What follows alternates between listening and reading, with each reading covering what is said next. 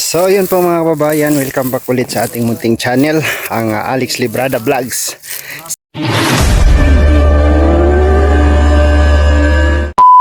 Isang mapagpalang araw po sa ating lahat mga kababayan, at nandito tayo ulit sa kabundukan para itayo yung kubo ng ating kambing. So ito po yung areang napili namin kasi ano siya, open area. Yan, tapos may babakod ko yan dyan, babakod, at dito naghukay na kami. Tatayo kami ng kubo ng kambing guys, na round timber ang tawag nito. Tawag siya ni round timber, no? Round timber. Ano siya, bilog lang na kahoy. Ito na yung mga poste namin. So with permission po sa tinubuan nitong kahoy, may kapalit po ito, no? May kapalit po ito, gagawin namin poste. Ang tawag dito sa amin ay banitlong. Banitlong. Matibay po itong kahoy na to. So nakabutas na kami, ililibing namin yan ang poste kasi mahangin dito guys. Si engineer namin nakaupo, si Engineer Ireneo. Hindi kaya tayo malugi dito sa project natin, engineer.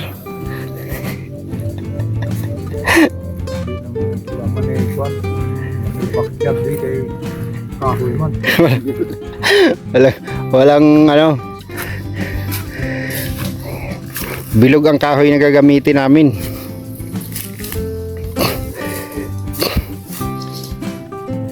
Ano kataas, Jess?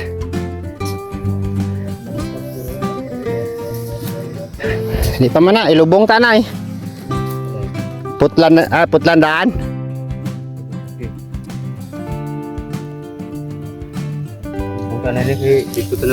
Boss, babaw, dali lang muna kay humok pa man na siya.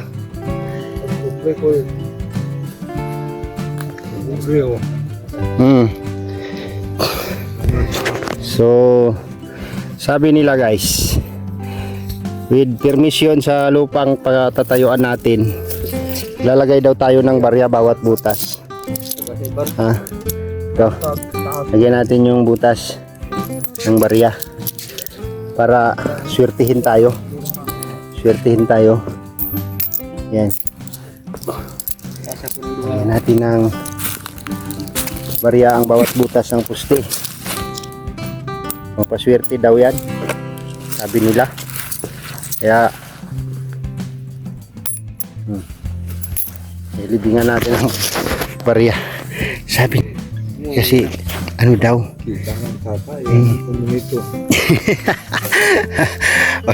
lalagyan natin kasi ano daw, parang with permission po sa ating tatayuan, no, ng kubo ng kambing, para bibigyan tayo ng biyaya ni Lord, no? So sana bigyan tayo ni Lord nito ng magandang biyaya, no? After natin ito may tayo at may lagay dito yung kambing, sana dumami sila at hindi sila magkaroon ng problema, diba? In Jesus name. Ayan. So nagtatay. Ayan. Kanang dagko siguro na sa ubos, brad, no?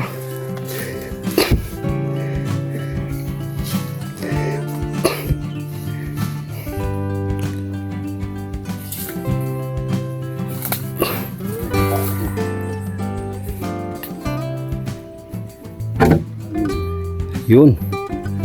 Ay grabe. Ayos. Plan ba na rin? Plan na.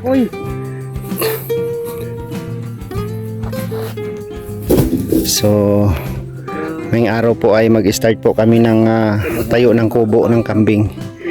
At si Brad Tata, grabe. Tapos kampin na, sobrusintal. Kaya Brad, kaya?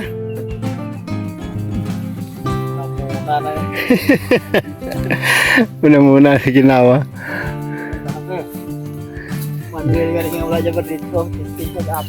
Bungkag daw. Bungkag. Bilin daw. Dua lang dala niya. Tapos mo nga project mo. Apat. Yan, lalagay na mo. dua-dua lang. Building ni Silina. Alright, mag-start tayo ng tayo ng kubo, no? At nakabili na rin tayo ng yero doon. Hindi pa namin dala-dala kasi bubuuhin pa namin ito. Bilog lang siya guys, bilog. Kasi kambing lang ang titira dito. Gagawa tayong tambayan dito. Para pag nagpahangin tayo, medyo okay siya. Ah, tingnan. Shirt ng iban, Brad. Shirt ng iban. Ay kami apat ka bilog nga laba, Brad. Yang balat ano eh? Oo. Lagi sa bilog. Mga 5, no?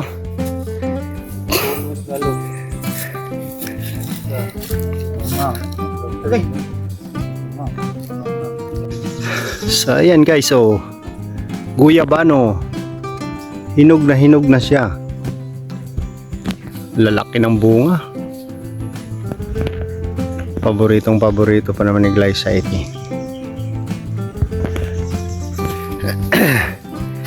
Nalalaglag lang yung bunga. Grabe yan. Ayun o, bulok na. Overripe. Wala na yan. Sobrang hinog na siya oh. Kinain na pati ng ibon. Grabe. So, guyabano hindi pinapansin. Dito, ibon lang nakikinabang sa mga guyabano. Ayan oh. Kukunin ko yung isa. Kukunin ko yung isa na yan. Pwede pa yan. Laki. Ayan oh.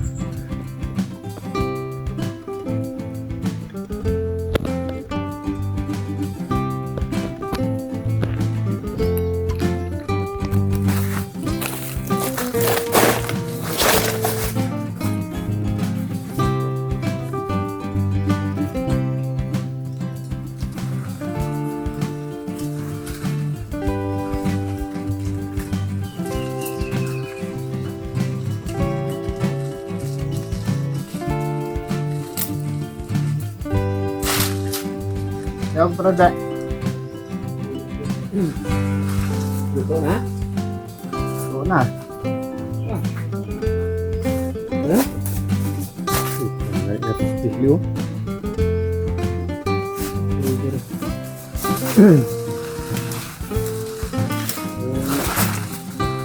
Sudah ni 900 plus ang kilo yang Manila. 180. Ini bulok lang.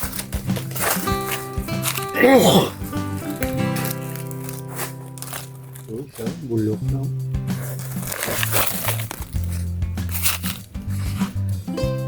Guyabano.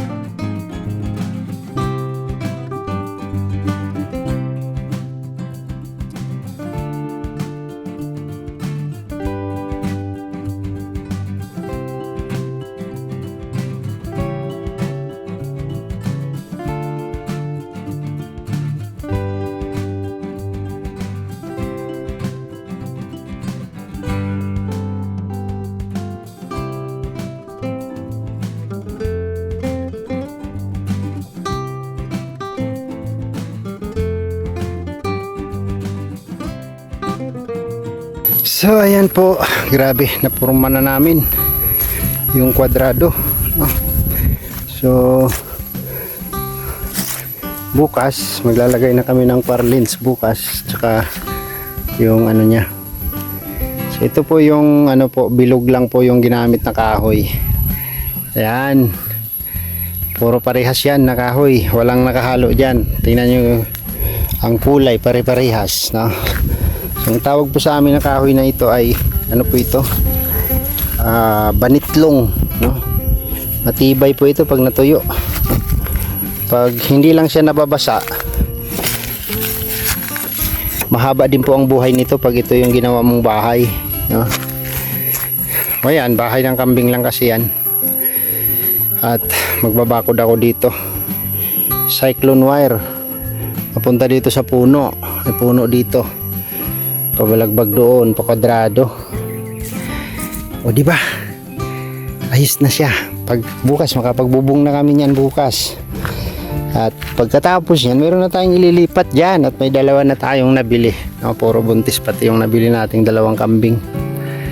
So bukas, ano po ito? Kada putol ng kahoy kabit, no? Kada putol kabit. So yun po yung ano namin ginawa ngayong araw. So sasayga namin ng kawayan, didingdingan ng kawayan. Ayos na, may bahay na yung mi namin. May bahay na ang mi namin. So ayan, hapon na guys, palubog na ang haring araw at tayo ay uuwi na. Masarap mo na tumambay dyan. Gagawa pa akong kubo na isa tambayan, no, para tambayan. So dito magtatanim kami ng pagkain ng kambing. Bibili kami ng ano, marami pong klase ng pagkain ng kambing doon sa Mount Carmel, no? Doon kami bibili at dito namin itatanim yung mga pagkain ng kambing. Liminja, Napier, at meron pang isang klase, marami pang klase yun. So kapag dumami na si kambing, walang problema, malawak po yung area natin, no? Wala hong problema. Ito hindi na nila kayang sirain to, itong ilalim ng rabiran. Ang kaya lang nilang sirain yung kaya pa nila, pero pag matataas na, halimbawa umangat na yung niyog, hindi na nila kayang sirain yan, di ba? Grabe ang hina lang ng hakbang ni Engineer, oh. Engineer Ireneo. Grabe yan. So ayan, time out na tayo. Time out at bukas ulit, no? Bukas ulit. Ito na ipon na namin yung damo na yan. Kung ano, tagulan, pabubulukin lang yan dyan. Dagdag pa yan pang pataba sa lupa, no? Tapos magtatanim na kami ng mais dyan. Tatanim tayo ng mais, certified corn ang ating itatanim. So ayan, hanggang dito na lang muna yung ating vlog. Maraming salamat po sa inyong suporta at panunood sa aking ginagawa dito. So maraming salamat din po sa mga taong nagtitiwala sa akin at laging nanonood sa aking mga vlog, no? Salamat po sa inyong suporta at pagmamahal. Bye bye muna and God bless, at magkita-kita tayo next vlog dito lang sa bundok ng Tralala. Bye bye po, bye bye.